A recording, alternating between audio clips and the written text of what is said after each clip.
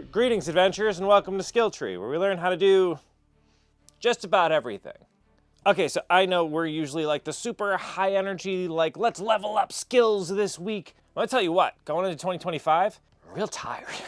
2024 was a really rough one for both Maddie and I, and I'd be lying if I said we weren't a little burnt out. Between busting out a project here every week and then also my full-time 40-hour-a-week plus job that I have, it just feels like I don't have a lot of time to like be a person. And I know a lot of you feel that way too. I have a lot of people in the comments section, a lot of people I talk with on the Discord that just says, I wish I could do X, Y, Z, but I don't have the time or I don't have the resources for it. And that's totally valid, and it can be a stumbling block that gets in the way of living the kind of life you want to live or being the kind of person you want to be. But that's just another challenge, right? It's something that we can learn to cope with. People do it. And I think, no, I totally believe that we can. So that's what we're gonna do here today. Today we're gonna level up this skill. So first things first, I think we have kind of a helpful framing for this already built into this channel. When I started this channel, it was kind of because I played a lot of Skyrim, and I realized that the amount of time I spend like grinding out my person's forging skill or other crafting skills, I could just actually learn these things. So the whole premise was kind of becoming that fantasy character you have in your head that is good at all these cool things. Which brings us to our first step, character creation. Although unlike in a game where you start with your base character that you have to then level up, let's look ahead. Let's take our little character sheet and put in who we want to be a year from now. Because it's not just about whatever goal, like I want to draw better or whatever. It's about who you are once you reach that end goal. I'm going to steal a page from Simon Sinek's book, and we're going to start with why. Why do you want to be the kind of person at the end? Because that's really what it's about. It's not just about that blanket goal of like, I want to learn to draw better, I want to learn leather crafting. It's that what makes you want to do it in the first place. What is that archetype or that character you're trying to level up to? I've always loved the persona of like that Renaissance man, right? A fantastic artist, speaks multiple languages. Any situation they're in, they can handle. He's also in like really, really good shape. That feels really good to me. I feel like it's an ideal I've always liked, and I'd be really proud to be that kind of person. And though each one of these by themselves is kind of a cool goal, it's really the amalgamation, the person I am at the end of that journey that I really want to get to.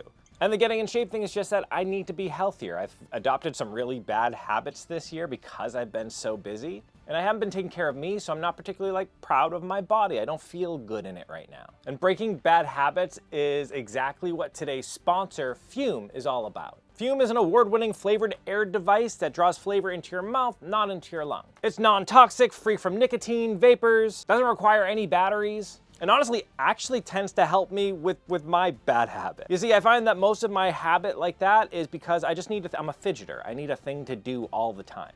And these things are purpose-made for fidgeting. Like they get this nice little clicky thing here, which I love. I've got the topper with it so I can kind of chew on it, and they taste amazing. The way they work is there's these little flavor cores that go inside, and as the name suggests, they add flavor to the air that you draw in. My favorite right now, by the way, is the crisp mint. It's really, really good. Though actually, the spearmint lately has been a contender. This is a really great one too. But aside from that, the build quality is incredible. Like it's nice and heavy in the hand. It's, again, just really fun to fiddle with. And the little rubber topper here is just the perfect thing to kind of make it more comfortable in the mouth and give you something to chew on, which I love. Fume's already helped over 300,000 people build better habits. And if you order your journey pack today using my code SKILLTREE at checkout, you'll get one of these toppers for free. Just go to tryfume.com/skilltree or check out my QR code right here. So when I start with that why, if I get all the way back down to it, I just want to feel really good about me. That's what I want. So with that in mind, turning to my little character sheet here, I'm gonna look at the things that I want to be good at and know that that's where I have to invest my points. My points being the fact that I only have X amount of hours and energy during the course of the day. So I have to really focus on where I'm sending those things. Which brings us to our next step in this whole journey, is planning the journey. Because we know where we're going, we just don't know how to get there yet. And I think that's where I've fallen short in the past. I see all these things I want to do and I'm like, all right, cool. So we're just going to schedule my day where I do like a French class and then I'm going to do an hour of trying to practice an instrument and then I'm going to go down here and I'm going to work and then like all of that. I'll hit the gym. But if it's something new to you, the only way to really know how much of your life it's gonna take up and how much energy it's gonna need is by doing the research. During this planning phase, you should really look into like, how much practice should I be doing with this thing a day in order to get to where I wanna go? What types of things do I have to learn? So for me to want to learn an instrument, I want to try to learn the viola. It's not just about like how to work the bow and how to do the fingering. I have to learn how to read the notation correctly, right? How to read music in time with it. So make sure you know what kind of quest you're going on before you go ahead in. Think of this just like any other skill we do here where we like make a template first before we go in. I don't want to go in and just start cutting leather all willy-nilly. I'm going to waste a bunch of material. I'm going to waste a bunch of time. All right, step number 3 in my little plan here is probably one of the more important steps, and that's gathering your party. No adventurer goes it alone. I sure as hell could not do what I do on this channel or anything without Maddie to help me. If you can get a group of people or at least one other person who is there to support you, to learn with you, to teach you, or at the very least hold you accountable, that's gonna go a long way. Honestly, the second reason I started this channel is because I'm one of those people like hard ADHD. I won't finish a project unless I have the pressure that I need to finish that project. Like if I don't have something to show you and put on this channel, that makes me feel worse than like failing at doing a thing in the first place. Luckily, thanks to the interwebs and whatnot, there's just no end to communities you can find that have the same kind of goals that you do. Just don't be afraid to like answer that call to action and jump in. For example, aside from Maddie, another one of my party members is Lucas Coffey. He is my very patient, little sadistic French teacher. I've been practicing pretty regularly for a little bit now. Having a teacher, by the way, is just leaps and bounds better than using like an app or just like self-studying. At least for me, that structure really helps. Par exemple, bienvenue sur Skilltree, nous apprenons à faire à peu près tout. Apprendre une langue est une compétence vraiment enrichissante. Working with Lucas has helped me actually learn and get over the gaps I've had before in the past. Salut Chris, Comment ça va? ça va bien et toi? Bien, bien. Qu'est-ce que tu as fait ce week-end? J'ai fabriqué comment on dit en français, a cloak? Like a cloak? Une cape. Ah, Une cape. c'est très facile. And this isn't like a sponsorship or an ad for him. It's really helped me, and I like him as a teacher, so I wanted to shout him out. Although he does have some sadistic tendencies. The key is to threaten people they care about. Results guaranteed. Every time I fail at something, he says, puppies have been murdered. If he doesn't study, I kill puppies. If he doesn't speak properly, I kill puppies. If he doesn't remember words, I kill puppies.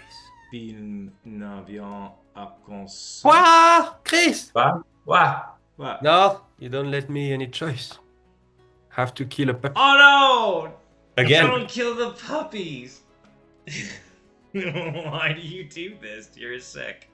I can't get the wrong tense again, guys. So many puppies.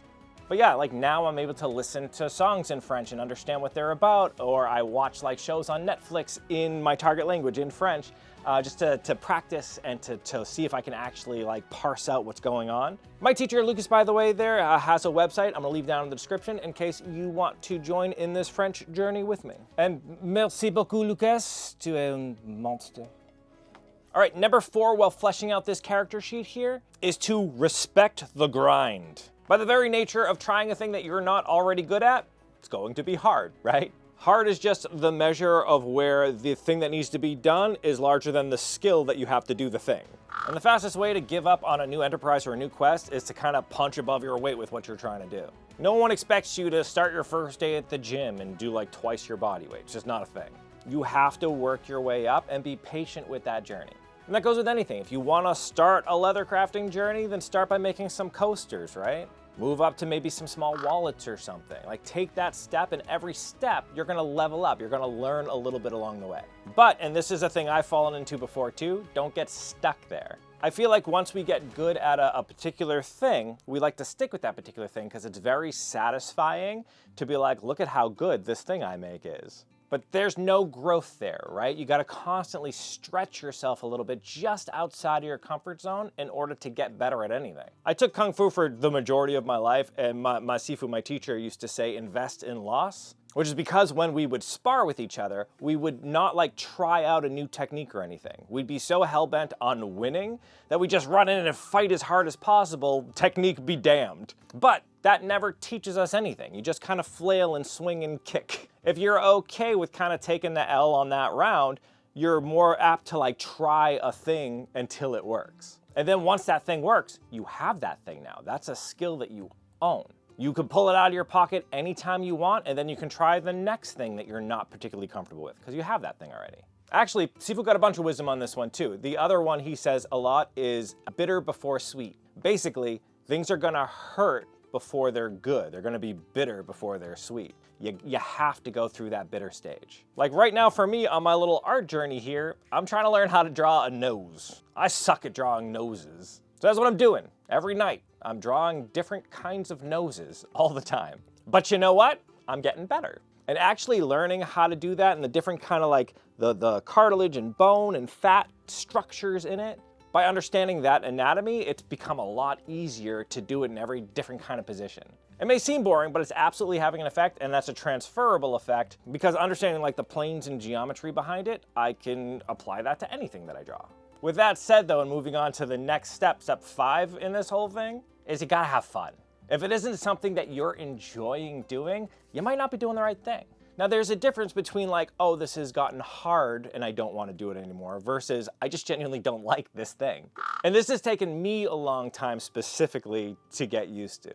Like if I started a book and I realized that I didn't like that book, I just didn't like the style of writing, where the story was going, whatever, I'd have to finish the book because I started it and I'd feel bad if I stopped it. But I don't have to finish that book. It's a waste of my time. I could be doing other things. So if you start this journey and you start a skill and you realize partway through it, like, I'm not even interested in getting to the end. I don't like this thing. Stop it. That's okay.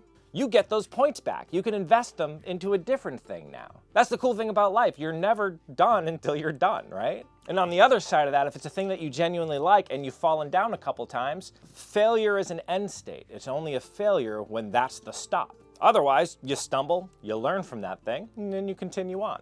Every journey's different. Everybody's gonna go about things in a different way, but as long as you're enjoying the journey and you like the thing you're doing, you're on the right path. If you find that smaller skill that you really, really love, like let's say you stop at making wallets with leather crafting because you friggin' love making wallets and all the different ways you could design wallets and all that. That's great. There is no end goal except for like what you make that end goal to be. If your end goal is I want to make full sets of badass armor, then you're probably going to need to move past that point a little bit, right? I say past that point like it's way more, I mean, I've seen some super complex wallets. I'm not belittling the wallet makers out there. They do things I can't do yet. I'm just saying, if you find that spot and you think that is good, then that's good. It's all up to you. Slay goblins forever, learn to fight a dragon, whatever keeps you smiling, it's your quest. Which brings us to number 6, is you really gotta celebrate those wins and learn from those losses. So even those small steps along the way, right, slaying that first goblin or whatever, don't be afraid to just like, I pat myself on the back for crap all the time. Don't just skim over achievements or like talk trash about yourself in the inner voice, be like, oh, it could be better or whatever. Like, be happy with what you came up with. It's okay to be proud of your work. And on the other side of that, don't blow up the mistakes. Don't blow up any of the things that didn't turn out right. Besides, it's not a true like hero story if you don't have any failures, right? How boring would The Lord of the Rings be if Frodo never had any challenges along the way? You just kind of would walk from point A to point B, no trouble, drop a thing in, go have lunch. Second breakfast. Those challenges along the way, that's the sweet stuff. That's that stuff that makes you earn it, right? Getting past that little point is what kind of separates like the boys from the men, you understand, the women from the girls, the noobs from the mighty. And the good thing is, as long as you keep practicing, you're only moving forward, you're not gonna backtrack. So you can keep adding those level points to your character sheet here. It's not like in Skyrim, if you do a sneak bad, you lose sneak points. You just kind of get caught, you learn from it, and you keep going. If anything, actually, just the mere act of doing it, you level up more points. Really, life and video games, they go together very well. Anyways, for this kind of final tip and to wrap these ones up, number 7 is do the side quests. In a game, the main villain is still gonna be there. Your end goal is still gonna be there at the end. So taking slight detours every once in a while to feel out some other stuff, there's nothing wrong with that. And in fact, one of the nice things I've learned about doing the skills on this channel is a lot of them, they benefit each other. So for example, all of the things that I do with leather crafting, they can work with foam work. This is foam, by the way. I just have a piece of plywood here on some sawhorses, just behind the scenes. But yeah, making the templates, cutting everything, the way it all shapes together, it's exactly the same. Ah, coffee! Coffee everywhere! We laugh at our failures. My failure to drink this coffee. Ha ha ha ha. Very funny. Though, on the bright side, this area of the floor is now clean, though my cup is now empty. Also, my coffee was cold and now I can get some new stuff. Always a bright side. Okay, so with all that, I know we came in here and we're like, we're gonna show you ways to do this and level up your life and blah, blah, blah. But you know what? We're not professionals. We're just like you. We're just trying it as we go. Most of the stuff you see on this channel is us just kind of trying a thing. I'm just some dude with a camera in his basement who likes to try new crap and show you how it goes. I'll have to say we're not perfect, but we're showing up, right? And that's like it. That's the game right there. As long as you're showing up and you're trying, I think you got something to say for yourself. And that's what this year is gonna be about for us. It's about leveling up, not for anybody else, but for us. If we feel good about it, I think we're good. Let's make this the year where we level up together. But still, let me know if you enjoyed this kind of skill stuff too. I'm always interested to kind of expand what we're talking about here. Sometimes it gets hard because the YouTube algorithm decides if you're not doing like what is in your regular wheelhouse, they're not gonna show it to people. So it's really nice to know what exactly you do like. So if you did like what we did here today, why don't you give us some of that thumbs up love and please subscribe. Also, leave down in the comments section kind of what your thoughts are on this thing and what you're gonna try to accomplish this year. I'd really love to know like what your goals are. Until next time though, continuez à monter de niveau, toi. Niveau, niveau, niveau. Until next time though, continue à monter de niveau, toi. You made it to the end screen. YouTube loves it when you do that, and it's a fantastic way to support this channel. Another fantastic way to support this channel is by joining these people's noble ranks. These are our Patreon members, and we can't do any of this without them. Really, it's because of all of these people that we're able to buy any of the materials, learn any of the things we're able to learn, and bring it to you. A huge shout out to our newest high tier Patreon member, Jonathan Schuyler. And a huge shout out to our Grandmaster tier Patreons, Dragon Design, WildFox99, and Froggy.